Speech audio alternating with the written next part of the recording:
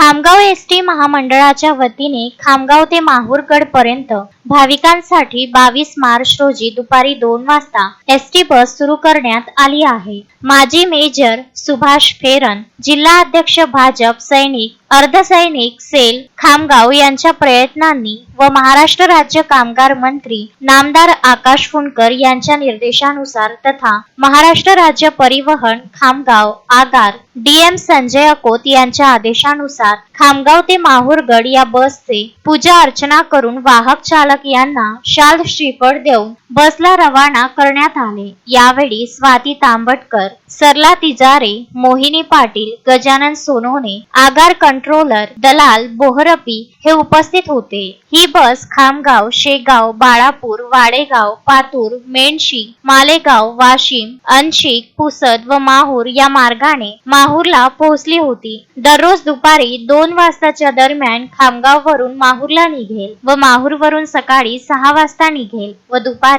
12 वाजता खामगाव येथे पोहोचेल। या एसटी बसचा भाविकांनी लाभ घ्यावा असे आवाहन एसटी महामंडळाच्या वतीने करण्यात आले आहे। मोहम्मद फारूक, विदर्भ न्यूज, खामगाव।